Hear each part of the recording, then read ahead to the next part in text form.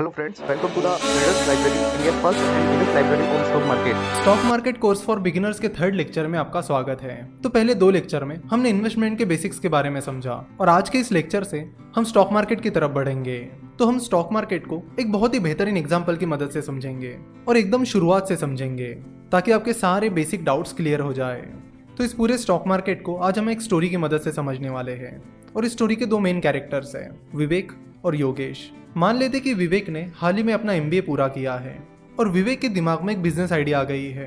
विवेक को IT that is information technology में काफ़ी इंटरेस्ट है और विवेक को यह भी पता चलता है कि इंडिया में IT बिजनेस में काफ़ी सारे इश्यूज चल रहे हैं जिसे वो सॉल्व कर सकता है और उन प्रॉब्लम्स को सॉल्व करने के लिए वो एक IT आउटसोर्सिंग बिजनेस शुरू करने की प्लानिंग करता है।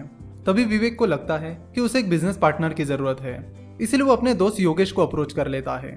तो विवेक योगेश के पास चला जाता है और उसे अपनी पूरी आइडिया बताता है कि IT इंडस्ट्री में कौन कौन से प्रॉब्लम्स है, कैसे हम इन्हें सॉल्व कर सकते हैं, एटसेट्रा एटसेट्रा।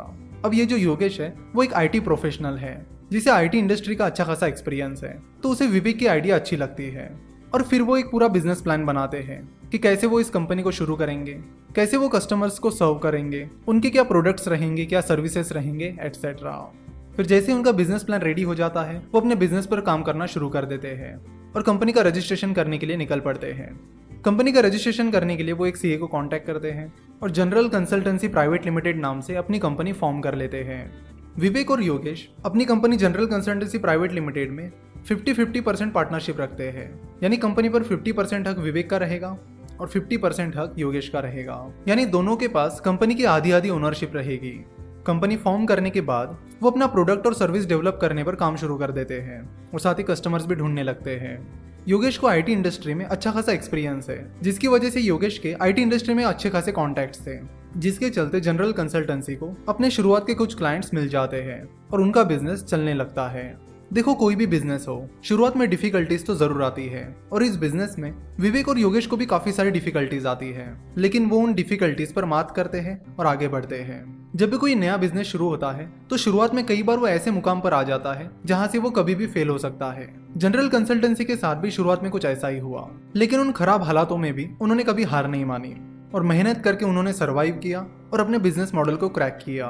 तो शुरुआत के कुछ स्ट्रगल्स के बाद उनका बिजनेस अच्छा खासा चलने लगा, जनरल कंसल्टेंसी को अच्छा खासा रिवेन्यू भी आने लगा, तो उन्होंने अपना बिजनेस मॉडल भी क्रैक कर लिया और उनको रिवेन्यू भी आने लगा।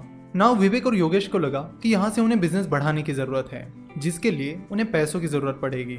विवेक और योगेश चाहते थे कि वो अच्छे खासे सॉफ्टवेयर प्रोडक्ट्स डेवलप कर पाए ताकि वो अच्छे और ज्यादा से ज्यादा क्लाइंट्स को अट्रैक्ट कर पाए, और इन प्रोडक्ट्स को डेवलप करने के लिए उन्हें जरूरत थी पैसों की। नाउ अब पैसा कहाँ से आएगा? विवेक और योगेश के पास तो कुछ सेविंग नहीं थी, उनकी जो भी सेविंग थी उन्होंने अपना बिजनेस शुरुआत करने के लिए लगा दी थी। साथ ही जब उन्होंने कंपनी शुरू की थी तब उन्होंने अपने दोस्तों से भी कुछ पैसे उधार लिए थे, अपने रिश्तेदारों से भी कुछ पैसे लिए थे। तो इस तरह दोस्त, रिश्तेदार और अपनी सेविंग, ये रास्ता तो उनके लिए बंद हो चुका था। तो अपने बिजनेस की फंडिंग के लिए वो कुछ और रास्तों की तलाश कर रहे थे। तो विवेक और योगेश ने देखा कि वो कहाँ कहाँ से पैसा उठा सकते हैं। तो उनके सामने बैंक का ऑप्शन था, एंजल इन्वेस्टर्स का ऑप्शन था, वेंचर कैपिटल का ऑप्शन था और स्टॉक मार्केट का ऑप्शन था। तो विवेक और योगेश को लगा कि ये कुछ ऑप्शंस है जिनके बारे में उन्हें सोचना चाहिए। तो विवेक और योगेश ने जिन 4 ऑप्शंस के बारे में सोचा वो 2 कैटेगरीज में बढ़ते हैं, डेट फाइनेंसिंग और इक्विटी फाइनेंसिंग। चलो तो समझते हैं कि ये डेट फाइनेंसिंग और इक्विटी फाइनेंसिंग क्या होती है। बैंक एक डेट फाइनेंसिंग का ऑप्शन है। जब कोई कंपनी बैंक से लोन लेती है तो उसे वो पैसा ब्याज यानी इंटरेस्ट के साथ वापस करना होता है, तो बैंक से लिया हुआ कर्ज डेट फाइनेंसिंग में आता है। अब बात करते हैं इक्विटी फाइनेंसिंग की। जब कोई कंपनी इक्विटी फाइनेंसिंग से पैसा उठाती है तो वो पैसा कंपनी को वापस नहीं करना होता। For example angel investing, venture capital, stock market, ये सारे इक्विटी फाइनेंसिंग के तरीके हैं। तो जब कोई एंजल इन्वेस्टर किसी स्टार्टअप में इन्वेस्ट करता है तो उस स्टार्टअप को, उस एंजल इन्वेस्टर को उसका पैसा रिटर्न नहीं करना होता।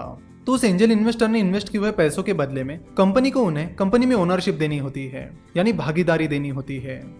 तो विवेक और योगेश के पास 2 ऑप्शंस थे, डेट फाइनेंसिंग या इक्विटी फाइनेंसिंग। डेट फाइनेंसिंग में उनके पास ऑप्शन था कि बैंक से लोन लेना और इक्विटी फाइनेंसिंग में उनके पास ऑप्शन था एंजल इन्वेस्टर, वेंचर कैपिटल या स्टॉक मार्केट से फंडिंग उठाना। अगर वो बैंक से पैसे लेते हैं तो उन्हें वो पैसा ब्याज के साथ वापस करना होगा, और अगर वो स्टॉक मार्केट, एंजल इन्वेस्टर्स या वेंचर कैपिटल से फंडिंग उठाते हैं तो उन्हें उन इन्वेस्टर्स को अपनी ओनरशिप देनी पड़ेगी। अब इन्वेस्टर्स को ओनरशिप देने के बाद विवेक और योगेश का ओनरशिप पैटर्न क्या रहेगा, डेट फाइनेंसिंग के क्या फायदे और नुकसान हैं, इक्विटी फाइनेंसिंग के क्या फायदे और नुकसान हैं, इसे हम नेक्स्ट लेक्चर में देखेंगे। और नेक्स्ट लेक्चर में इस स्टोरी को हम कंटिन्यू करेंगे। आशा करता हूँ कि आपको वीडियो पसंद आई होगी। हमसे जुड़े रहने के लिए आप हमें फेसबुक, ट्विटर और इंस्टाग्राम पर फॉलो कर सकते हो। वीडियो देखने के लिए और हमारे साथ जुड़े रहने के लिए आपका बहुत बहुत धन्यवाद।